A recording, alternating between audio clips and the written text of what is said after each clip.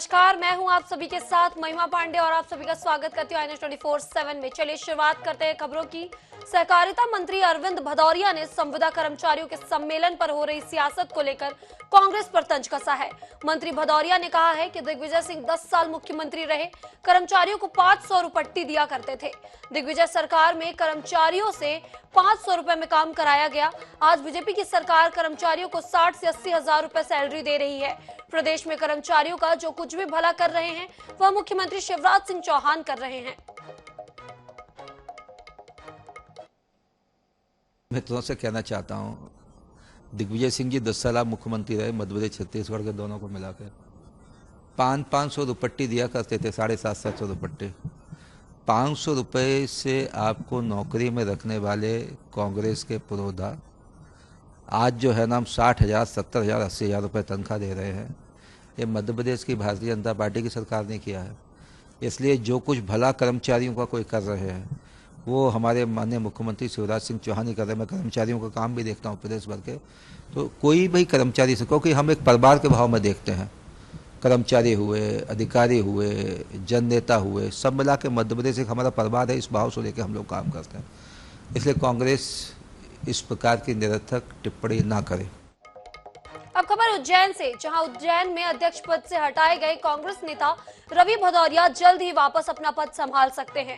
Audio viral होने के मामले में रवि ने नूरी खान सहित अल्पसंख्यक समाज से सार्वजनिक माफी मांग ली है, जिसके इस विवाद को खत्म माना जा सकता है। बता दें कि रवि भदौरिया के नाम से एक ऑडियो वायरल हुआ था। वीडियो वायरल होने के बाद रवि ने इस ऑडियो से कोई संबंध होने से इनकार कर दिया था। पीसीसी ने भी उन्हें नोटिस जारी कर 3 दिन में जवाब मांगा था। भदौरिया जवाब पेश करते इससे पहले ही उन्हें पद से हटा दिया गया। मंगलवार को कांग्रेस नेता शोभा ओझा ने प्रेस वार्ता कर पूरा विवाद खत्म होने का दावा किया है। साथ ही रवि भदौरिया के सार्वजनिक रूप से माफी मांगने की बात भी कही है, जिसके बाद उम्मीद जताई जा रही है कि रवि भदौरिया वापस अपना पद संभाल सकते हैं। देखिए, कांग्रेस एकजुट होकर उज्जैन में लड़ेगी और जो दोनों सीटें, चाहे उत्तर हो चाहे दक्षिण हो, हमारे कार्यकर्ता, हमारे नेता पूरी तरह से तैयार हैं और इस बार दोनों सीटों पे कांग्रेस का परचम लहराएगा, इस बात का हमें विश्वास है। और अब कांग्रेस पार्टी एकजुट होकर एक परिवार की तरह इस लड़ाई को लड़ेगी। अब कोई मनभेद नहीं, कोई मतभेद नहीं, सब रिजॉल्व, सब सुन आपस में बात करके एक दूसरे से माफियां मांग के खत्म हो चुके हैं। मैंने अभी सार्वजनिक रूप से बोला कि मैंने कभी किसी की भावनाओं को आहत करने की कभी कोशिश नहीं की, लेकिन जिस तरीके की कथित ऑडियो जिसको तोड़ मरोड़ के पेश किया गया था, अगर कहीं उसमें लगता है कि किसी की भावनाओं, किसी समाज की भावनाओं को आहत पहुंचा है तो मैं व्यक्तिगत रूप से खेद व्यक्त करता हूँ, उसमें माफी मांगता हूँ। इधर संक्षिप्त प्रवास पर ग्वालियर पहुंचे युवक कांग्रेस के राष्ट्रीय अध्यक्ष बीवी श्रीनिवास ने केंद्र और राज्य सरकार पर तीखा हमला बोला है। उन्होंने पूछा कि पीएम मोदी मणिपुर क्यों नहीं जाना चाहते और वहां की चिंता क्यों नहीं कर रहे। युवक कांग्रेस अध्यक्ष ने कहा कि मध्य प्रदेश की जनता ने अब 2023 के चुनाव में डिसाइड कर लिया है, उसी के तहत अब कांग्रेस आ रही है और बीजेपी जा रही है। बीवी श्रीनिवास एक धार्मिक कार्यक्रम और कथा में सम्मिलित होने के लिए ग्वालियर आए थे।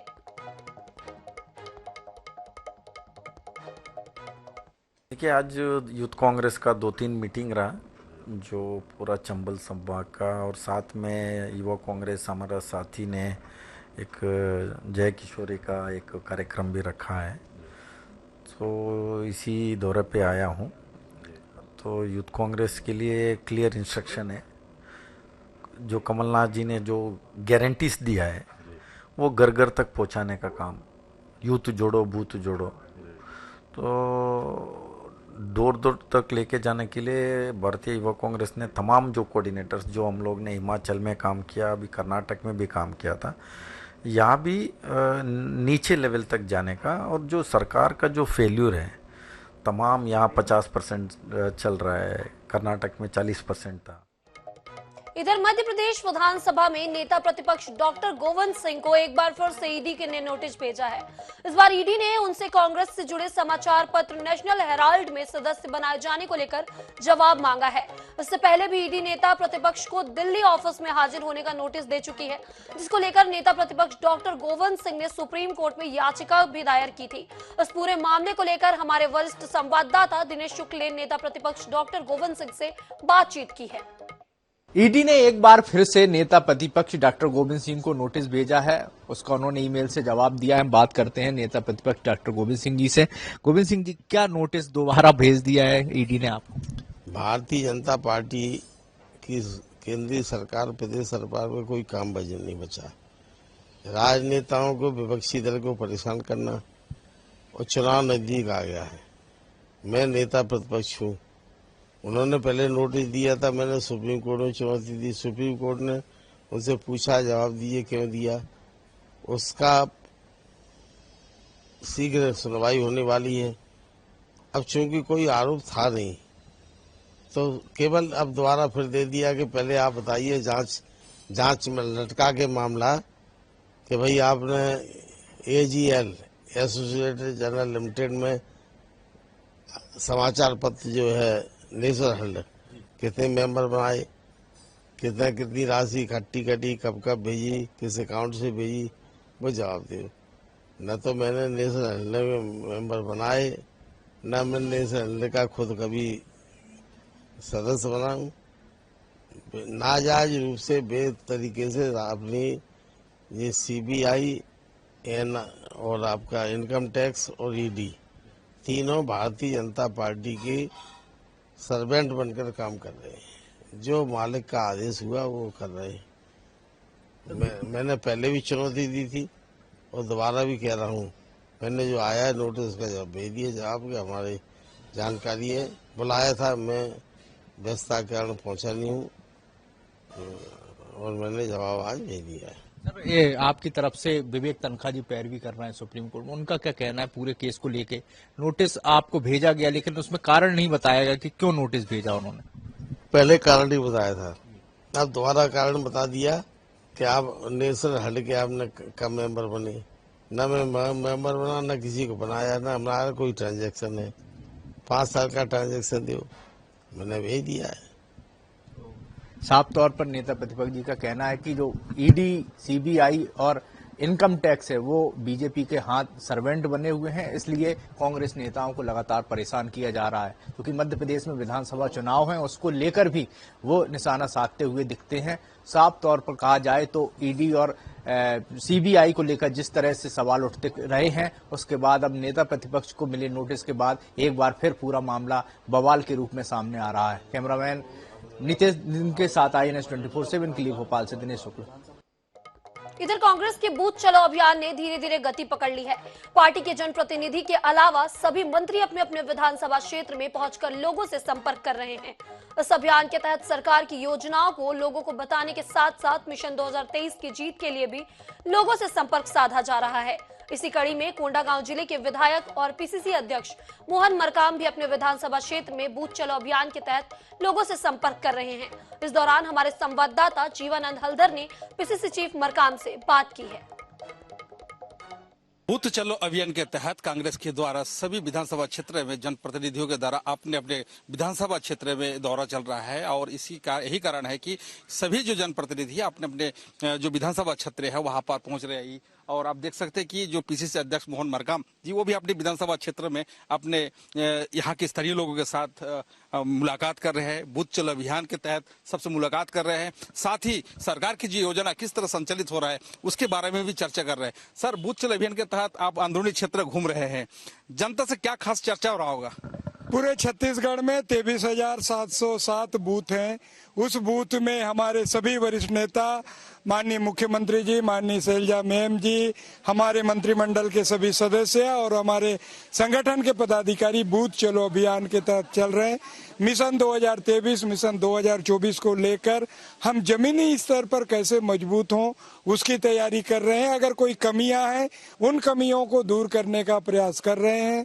शासन की योजनाओं का लाभ लाभ मिल रहा है नहीं मिल रहा है, इसको नजदीक से जानने समझने का प्रयास कर रहे हैं। आज मेरे विधानसभा के अंतिम गांव तरई बेड़ा तुर्रे बेड़ा में गए थे। आज पहली बार ऐसा लगा उस गांव में चमचमाती सड़क, डामरीकरण सड़क, पंचायत भवन, एक छोटे से गांव में 5 ट्रैक्टर और हर घर में मोटरसाइकिल। मतलब हमारी सरकार ने लोगों के जेब में पैसा डालने का काम किया। ये हमारी सरकार की बड़ी उपलब्धि हम कह सकते हैं।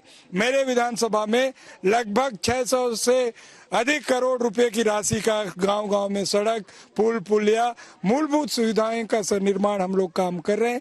हमें लगता है 2023 में फिर से छत्तीसगढ़ में कांग्रेस की सरकार बनेगी। अब बूथ चलो अभियान के तहत गांव-गांव में दौरा कर रहे हैं, लोगों से मिल रहे हैं, सरकार की जो योजना है वो जन जन तक पहुंचा रहे हैं। उनका मानना है कि 2023 की जो विधानसभा है, इस विधानसभा चुनाव में सरकार दोबारा अपनी सरकार बनाएगी। कैमरामैन संजू के साथ जीवानंद हलदर, INS न्यूज, अनंतपुर।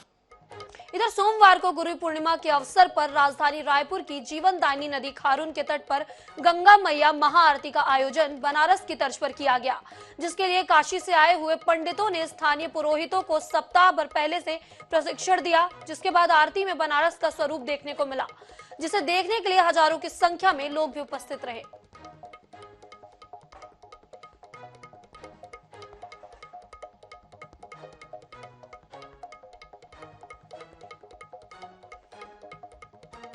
संख्या पे भक्तजन, साधु संत और सनातन से जुड़े हुए जितने भी भक्त हैं, यहाँ पे माताएं बहनें भारी संख्या पे उपस्थित होकर के आज इस आरती को विशाल आरती के रूप में आज स्थापित किया। हटकेश्वर महादेव जी के घाट में इतना भव्य आयोजन गंगा आरती का हुआ। मतलब आज देखने को लग रहा था कि हम साक्षात वाराणसी में बैठ कर के गंगा आरती का दृश्य देख रहे हैं और यह सौभाग्य हम सबको मिला है।